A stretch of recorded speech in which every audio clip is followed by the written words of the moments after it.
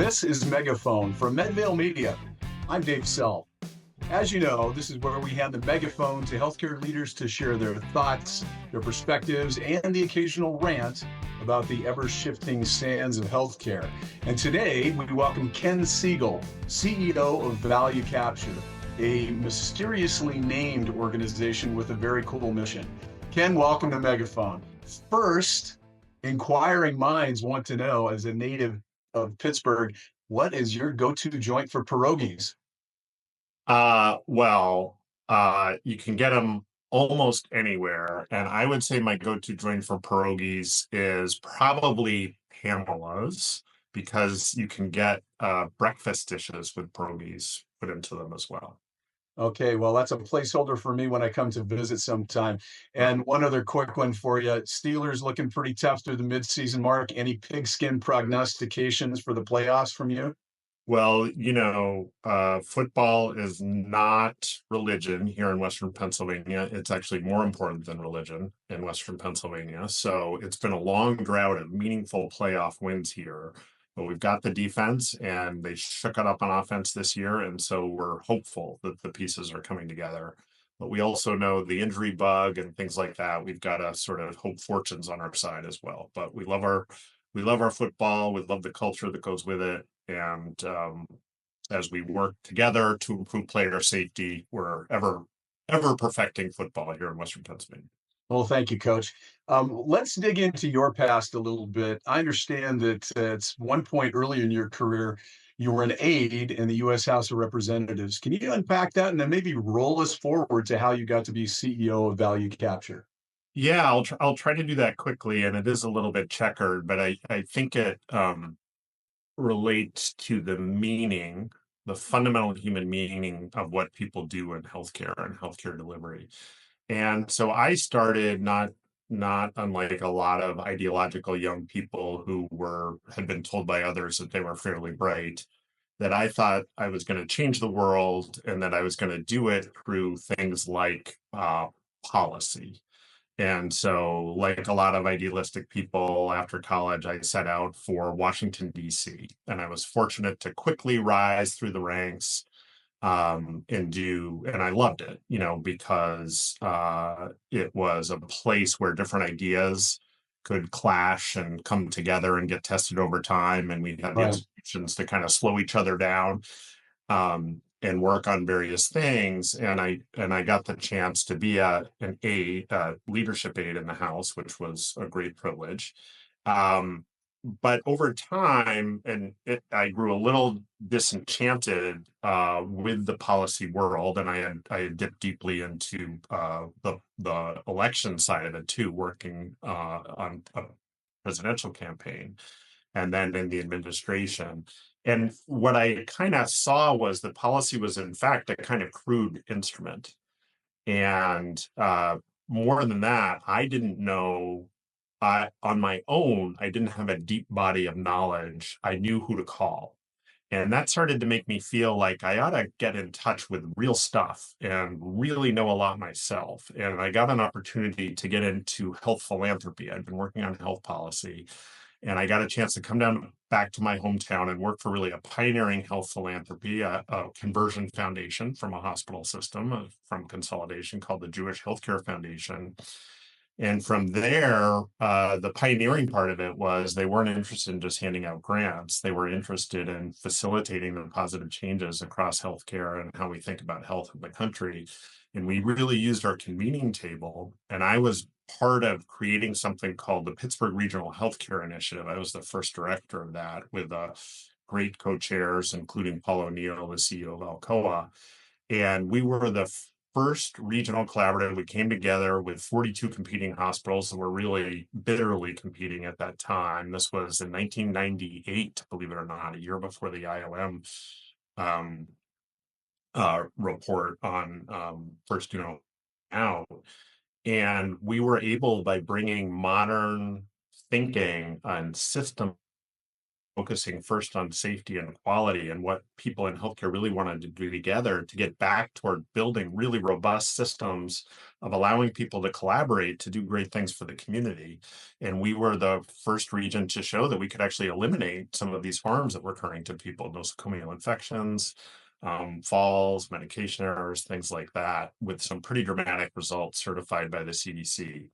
Sounds a And little like what the Gates Foundation uh, really does with show us results, we'll continue to invest, and let's yeah, move the needle on important things.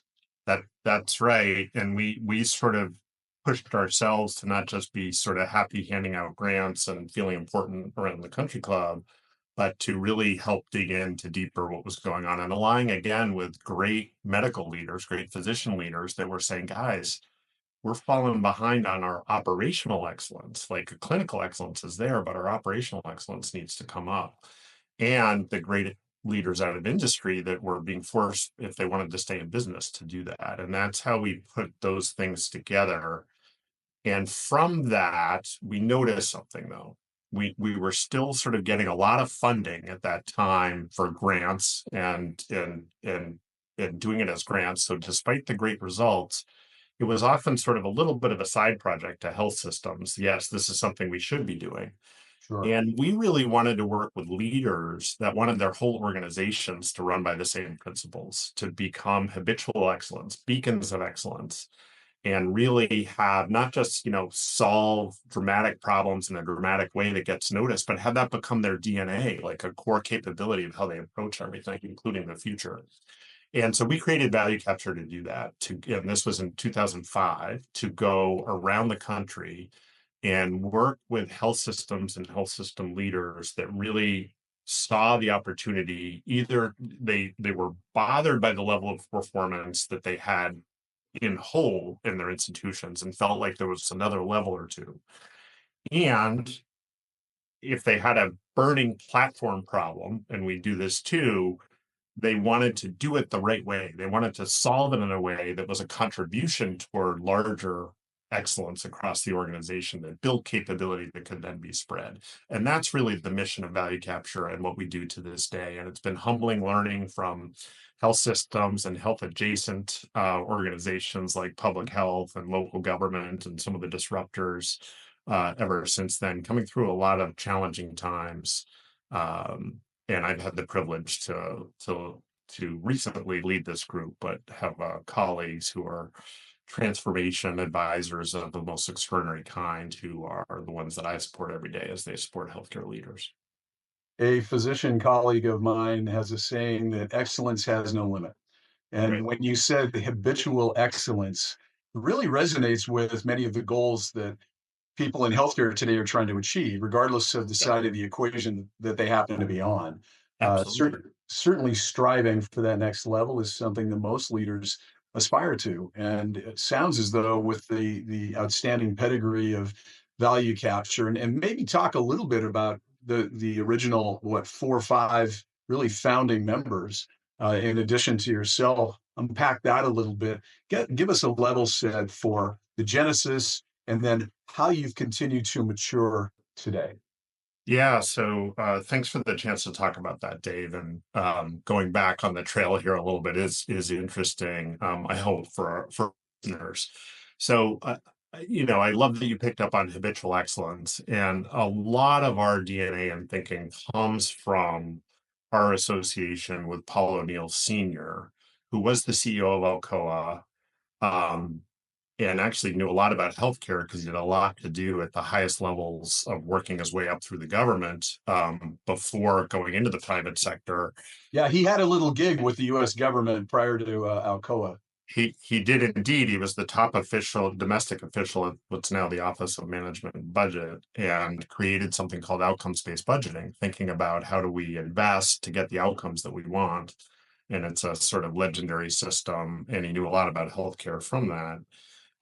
But what he really latched onto throughout his career was what makes a difference for people in the front line. He started as an engineering assistant in the oil fields of Alaska. He was a poor kid, Army sergeant's kid, And he just watched different levels of leadership. He watched what it felt like to be on the front line, to be in the lower middle management. And as he worked his way up, and he was just keeping notes about, this is what I want to be, this is not what I want to be. And it was really became about connecting deeply with people's values about what they really want to be as human beings and the great things they want to achieve, and then building the system as a leader, seeing you have to set, not only set the example, but you have to make sure that the systems are built in your organization that support those Right. values actually being true every day.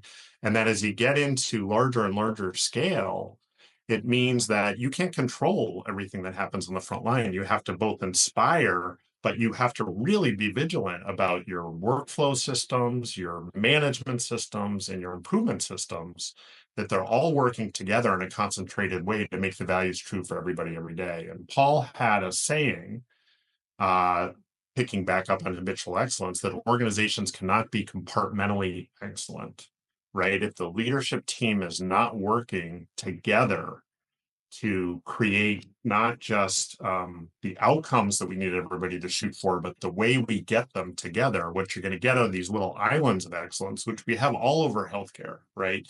You have organizations that point to this, they're proud of this, they're proud of. But if you look at the whole, leaders will say, but we're having challenges over here, we're having challenges over here. And the problem is that the reason those challenges are there are often going to ultimately sort of overtake those places that are excellent today, because the whole system isn't working and moving forward. You're either moving forward or you're moving back, right? So that's Paul, and he was our inspiration. But the idea for value capture was actually my partner Paul O'Neill Jr., his son, who had thought a lot and worked very successfully in trusted advisory businesses in associated sectors, and knew about leadership and how challenging the job of leadership is, and how important creating a bond of deep trust and support for leaders in often very difficult jobs, despite the privilege, was and needed to be a foundation for us. And Paul has remained a counsel and is now our non-executive chairman, as well as co-owner of the firm with me. And then I'd be remiss if there were other people at the beginning. My partner, Jeff Webster, who's doing extraordinary things. Now we have a nonprofit spin out, in addition to value capture, showing how powerfully these ideas can come together in health supporting activities upstream, safety in the city workforces, creating value across society, reducing violence using the same systems thinking, et cetera. And then, of course, there were the healthcare leaders who came together to begin to produce fantastic change with us, and some that are known across the sector, and are Rick Shannon, who went from Allegheny General Hospital here in Pittsburgh to the University of Pennsylvania as chair of medicine, producing remarkable things where we had the chance to support him, and then became the leader at UVA Health and created the Be Safe system, which to this day, a decade after he left, essentially, is a very powerful engine for improvement. We just toured with a bunch of leaders last week. And Rick is now the chief quality officer at Duke University, another place we've had a chance to support. We were there actually before Rick got there. But Rick is one. And then some other folks that people don't know about that I can talk about their example, who got going early because they often brought a lot of systems thinking and great leadership from other sectors to healthcare. They were already working in healthcare, but from the military and other places, and sort of the ideas coming together with their operational discipline has created some great things and some models I'd love to talk about. What a great network of alums that have come from Yeah, value capture, there are many. spread around the country. That's impressive. So the phone rings on your desk. Who's calling you and why are they calling? Yeah, so our customer is really one general profile, with sort of two situations. One, they're generally a top leader, a C-suite level leader, who often they're very early in their leadership role. Just been promoted or they've just moved to a new place, and they say, look, we have so much good stuff going on, but there's still too much bad stuff. People are still being harmed by care despite our best intentions. Our staff are not satisfied at many levels. We have turnover rates that we shouldn't have. I sort of recognize the need to build a more stable, effective, agile operating system at this place. And I'd like a little bit of help from the right kind of place, a place that's not going to come in with a heavy footprint and try to sell me a million consulting weeks, and a cookie cutter approach, that they'll tell me everybody else is doing, and I better get on the thing. But instead, people who really have done this a lot, who know how to look at our culture and look at our systems with us and see where we are and what we actually need, right? Like, not, oh, you've got to change this just because it doesn't match the words on our thing, but what are the actual gaps we need to solve, and then build it together in a way that our people are doing it with a little bit of coaching and training. So, a new leader who wants to change the whole system is one thing. Another is a leader who, and as you said, Dave, people want to produce great things in healthcare. They want to support their people on the front line. They want to support their patients if they're in direct care. They want to support their colleagues succeeding for patients. So the other is, it could be a mid-level leader all the way up to that C-suite leader to say, oh my God, I've got a really significant business challenge, operational challenge, leadership challenge in what we would call a service line in healthcare, or a value stream if you're from the performance world of, a big place we're getting a lot of customers now calling us about is through all of the post-COVID stress cycles and the finance cycle of last year and everything. A lot of places peri-op has become very challenging, right? To flow patients successfully. There are a lot of places where surgeons are unhappy, anesthesiologists are unhappy, and the people sort of supporting them, say through central sterile, et cetera, are turning over rapidly. It's hard to keep managers and directors. They And feel it all the way through the organization. Good things can cascade, and so can difficult things. And when that impacts staff, it makes it very, very challenging to serve the communities that you're dedicated to serve. And we see that as part of burnout as well among physicians. It's, man, I'm passionate about why I became a physician. I want to make people better, but every day something gets in the way. right. And I'm glad you said that, Dave. We talk about vicious cycles, right? Which is the sort of what started in a lot of peri-op spaces. And it's sort of the canary in the coal mine, right? You can't fake it. You have to have the right instruments clean and safe as they hit the room. You got to have the surgeon, you got to have the anesthesiologist, you got to have the team. Everybody should be, it's got to feel good working together. And they got to be able to flow things all the way through. And it's so key to revenue. It's so key, it's such an acute patient need. You need the surgery, right? And so you can't fake it. And so that's vicious cycle, but virtuous cycle is what you want, right? So the second category is, how do I take this vicious cycle? And again, Dave, as you said it, you recognize it, right? So a leader that says, wait a minute, we're firefighting all day long, but they're sort of, one thing's feeding the other, and we're sort of going the wrong direction, not the right direction. Help me sort of get a grip on where we are, stabilize things, and move them back. But again, with that same thinking about, wow, I want to create the capability to fix this problem, but have it feed, making sure we grow into an overall virtuous cycle and not a vicious cycle. Get it into our DNA, solve it the right time. And so we've been thrilled to see lots of our colleagues, in say who called us, say, and I'm using the peri-op example. Hey, some of them were in regulatory jeopardy. Not only get out of that, but have people saying, "Oh my God, things have changed so dramatically." We don't have any delays in surgery now because the instruments aren't right. Where one of our clients had 8.5% of surgeries being, delayed at some point because things had fallen apart, to 40% improvements in staff satisfaction, turnover rates falling, physicians not complaining anymore, and being in flow. And of course, the money gets a lot better, right? When you're able to flow and people Yes. stay and all of that, the money kind of takes care of itself. With, can show you how that works and how that happens, but it's by focusing on that support for what people need in the front line And Dave, I'll say, and it may be controversial, but a lot of healthcare organizations, especially as they've gotten bigger, that sort of deep engagement with what's actually happening in the frontline flows and what their problems are is not that connection to the systems and how well they're working is Yes. something that is not fully invested in by the C-suite in a way that would make a huge difference in the yield on assets that are, flowing across the organization. And, we get so lost sometimes in the kinds of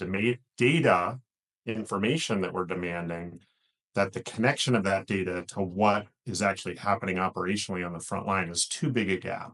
And a lot of what we do is help leaders see that right away. We can do it in about an hour and then say, okay, if this is what's happening on the front line and we're not solving problems fast enough, thoroughly enough, and we're not in touch with it enough, especially as it sort of they tend to all cross the sort of reporting lines into the Yes. C-suite. How do we need to evolve our operating system, the way we work together, the clinical flows, how we improve, and our management system is often a big part of locking those things together, not in a bunch of activities that don't really connect. You got the huddles, you got the boards, no one's writing on the boards, you got the data flows over here.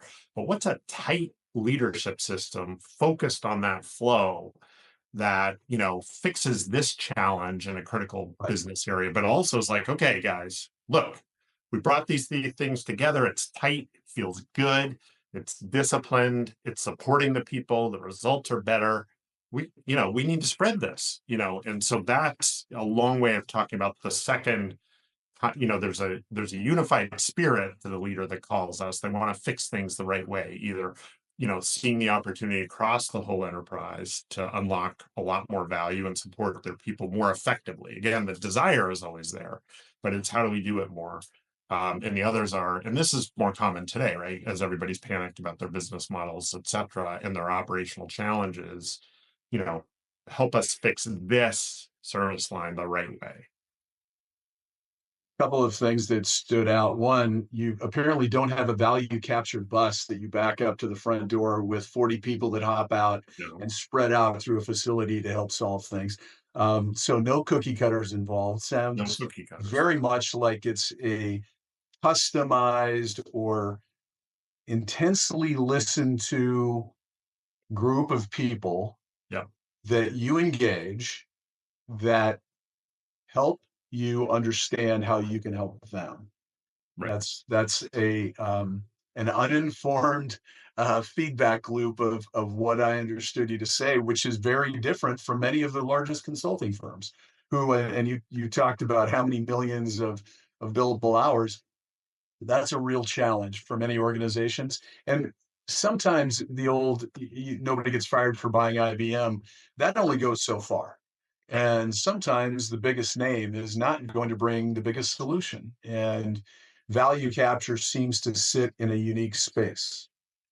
Yes, and we'd like it to be a little less unique, but I think that that's right because we've really tried to stick to our principles in this way of doing business and not always having the latest flavor, but to partner deeply with healthcare C-suite leaders to address the problems that they actually have with people that know complete organizational high performance, and how to get it into the DNA, and often in simpler terms than a lot of the packages that are out there, that you pick up off the shelf to do what other people are doing. Um, and it is very gratifying, our partnerships. And again, Dave, picking up on what you're generously sharing, a lot of the leaders who choose to work with us are kind of tired of the merry-go-round of a million problems a day, as opposed to that sort of strategic, aligned feel of flow that you get when things are really going. I Yes. suspect about this because you've helped create it many places. And I want to shout out the work you and your colleagues are doing at St. Luke's. I think it's absolutely inspiring, and people of Idaho are lucky to have leaders that focus so clearly on the purpose of the enterprise and that you have one flow of care and how do you perfect that, et cetera. So you're being very generous to me, but you guys are doing it and you sit in the seat. So I want to share that. back with you. So I lost my trains there slightly, but it's that were different. A lot of the leaders that want to work with us are tired of being on the merry-go-round of problems every day. Yes, the But crisis they're, du jour. but they're also tired of being on the merry-go-round of we've got fiscal pressure in this area or that area, and the board is getting chippy, and they bring in one of the big firms, many of whom do distinguished work, but they end up with results that aren't fully implementable. The board gets happy because the projections show the money getting better, and so the budget gets passed, but they're not fully implementable. A lot of their middle management are pretty frustrated with those engagements because the outside consultants are sort of very polished, and they're saying things that have already been discovered, and we're already in the packages or tried or things like that, and they don't endure, right? And so we are proudest of how many of our organizations have the top awards years and years after we've worked there. So WellSpan Health won the AHA Quest for Quality Award this year, top grand prize winner. We were fortunate enough to help Roxana Gapster and Mike Syme and their teams build their operating system over a couple different stages, but it's years ago. And they win today, and the results are accelerating. Um, uh, Overnight success, obviously. Mike, right, they built it the right way. Mike Bundy at the largest region, Midlands region for Prisma Health in South Carolina. If you haven't heard about Prisma, watch out. They're coming, and they've built a great operating system, and they're flowing. Mike was one of our first customers. He came out of the Army Rangers, and he was a VP of operations, and he's now a CEO over multiple sites, and he has done remarkable things to turn around sites having difficult operational issues through safety, through quality, and incredibly intense focused operations, focus and real-time problem solving, focused on making sure the care is flowing every day. Um, and getting dramatic, $90 million turnarounds while winning leapfrog top hospital, for sites in inner cities and things like that. So, and again, this was 20 years ago that we worked with Mike. So, and UVA, as I mentioned. So, that enduring result is what we're looking for too. And that only comes from partnering really deeply with health systems and helping them build their capability. We supply some ideas and some frameworks, and have a lot of experience of what it looks like when it comes together and it doesn't, right? And the things are disconnected and just feel like activities and all of that. But health systems do the work. And I think the leaders that pick us, again, don't want to just not get fired by picking IBM. They really want the change to happen. And at least in what they partner with us initially, they're willing to take a risk on a firm that seems to have great depth, even if we're not as flashy.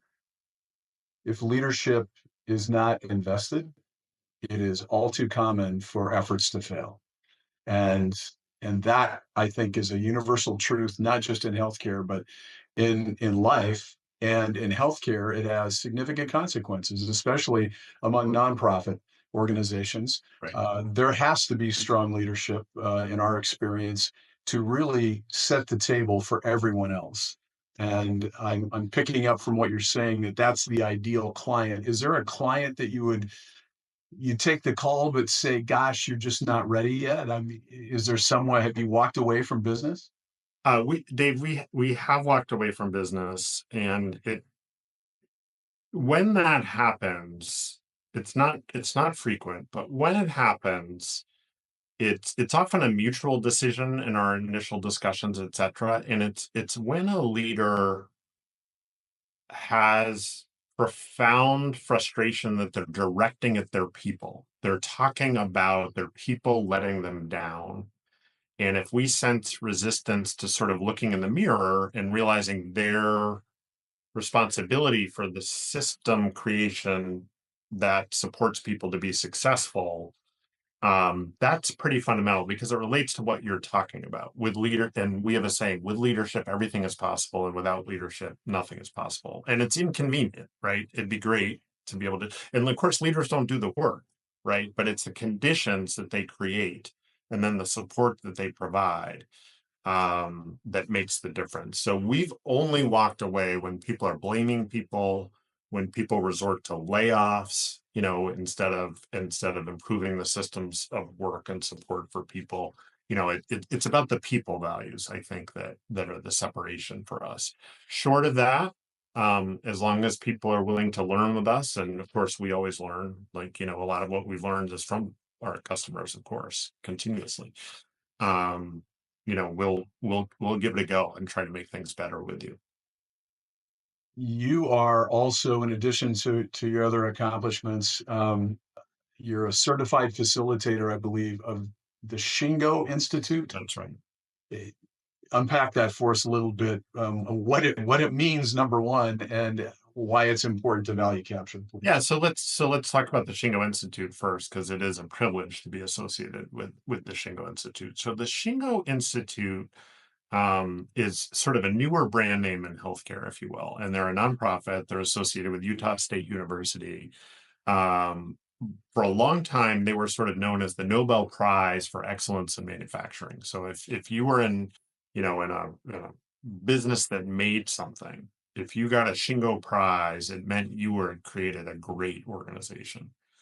And same thing is true in healthcare. And there haven't been top grand prize winners of the Shingo Prize in healthcare yet, which tells us something. There are people have nibbled at the lower levels, but and what the Shingo Institute is committed to is the sort of principles of habitual excellence, the ideas of habitual excellence on a generic basis, if you will. Sometimes people talk about this having come out of the Toyota production system in Japan and that sort of richest set of Okay. improvement and value creating ideas that have existed in the business world. Shingo thought it was really important to take the principles, though, and do a couple things. One is not have them associated with any one company, but two, do the research, do the academic research. What is the foundation? What works? What has to be combined? What has to be in place for an organization to continuously improve its performance while continuously improving its culture and having those things reinforcing? And frankly, they doubled down on the research part of it when some of the Shingo Prize winners fell apart, right, with leadership transitions and things like that. So they've only added depth over time to their understanding of how to create excellence that endures across organizations. And we are their only affiliate in that focuses with our mission on healthcare, which is, we're very proud. And so we are able to help people if they want to go on their Shingo Prize journey, if they want to just benchmark themselves against a set of the world's greatest organizations and the characteristics and sort of systemness of those organizations. And in all of the pieces that come together from, their uh, employees' view of how this is all fitting, each level of leadership, et cetera. And so I am an assessor. I can go around the world and help sort of judge the sort of status of the journey that organizations are on to this kind of excellence. And we're proud to be affiliated with Shingo. I do want to say, though, that healthcare and this is why we like Shingo a lot. Healthcare is great at picking up the next flavor of the month or Yes. approach Yes. and kind of not doing it all the way or sort of whether it's legitimate or not concluding it doesn't really work. It's all kind of the same stuff, etc.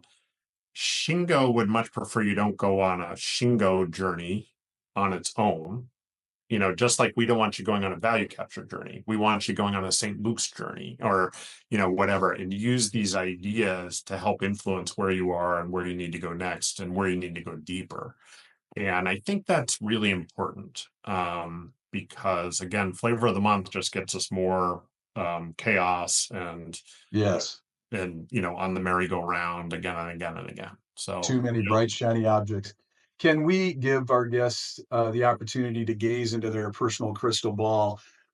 Can you give us a sense of what you believe are the most urgent emerging challenges for healthcare executives in coming years? I can, Dave, and I really appreciate that. And I actually would like to think about what's coming in future years as there are certainly urgent challenges, but there are also urgent opportunities, right? And how we think about it is, look, on the delivery side, on the health system side, our business model for a long time has been kind of I'm just going to be frank, patch it together and hope we have a couple, 2, 3, 4% at the end of the year. Yes. And with the reimbursement constraints, et cetera, that's not working anymore. And everybody is needing to fundamentally think, where are we going? Which is getting people to think outside the bounds of their own institutions and how we've always done it, to think about access, to think about growth, to think about what are the opportunities to create more value in the community, and in an evolving business case. And as long as we're optimistic and dynamic about that, it's going to be a great future. Because, Dave, when we take executives to go see what's happening on their front line, they see that they have tremendous resources in place and operating that get the right thing done almost every time. But 40 to 50% of their time is really not working on stuff that actually helps the patient. That's at a minimum. And when you think expansively about the future and unlocking that and aligning people, to make what they're already doing better, but to think what's possible in the future, when you have that sort of happier folks with half of their time freed up to think differently. And if you scale that across the organization, it's pretty dramatic. It's exciting. So, huge challenges if you don't get out of the vicious cycle, right? Because that's just going to continue. Why should people work for you, right? What Yes. experiences have they had? Why wouldn't they go to the competition for $10 more an hour or whatever? How do you create a great organization that has people wanting to stay? And as um, my colleague Lou Shapiro, who just retired from the Hospital for Special Surgery after having them at the top of all the rankings for 15 years, who's a big believer in this stuff. We didn't never work for him, just work, share ideas back and forth. But he said, I was always trying to create a culture where people said, I cannot wait to get to work in the morning because I have to be a part of this. This is important. I'm excited, and I love my colleagues. I love the support we give each other. I love what we're doing for patients in the community. And that's, I think, the opportunity is get out of the muck. Guys, leadership right now is hard. 100 different problems every day. We're getting pulled all over the place. How do we say, no, we want to create, we're going to align things in this organization and show people we really mean it and be steadfast and around a simpler set of principles that we then are like absolute bears about making sure are present in operations. And guess what? That gives us that 80% of our day when we can think about the future, when we can be out in the community, when we can be building those new services, and know that we can flow them. And that's what's exciting to really see. And some of our clients are getting that, right? It's not that they're ignoring operations. They've actually done the work on operations to provide the support that's necessary, but it's freeing up all this time in their day to go do that exciting work about capturing the future. And those are the organizations that are going to excel. Yes, let's face it, our business model in healthcare, the big places, will always have some local market power and pricing power and be around. But the places that are going to feel great to lead, where your legacy as a leader, 20 years, 30 years after you leave, you're going to just be so proud of, are going to be the places that, seize the opportunity we have in front of us to think a little bit differently and maybe a little bit more simply than we have in recent years. Well, Ken, thank you for such an uplifting message at the end. It's been a privilege having you join us today. Our guest has been Ken Segel, CEO of Value Capture.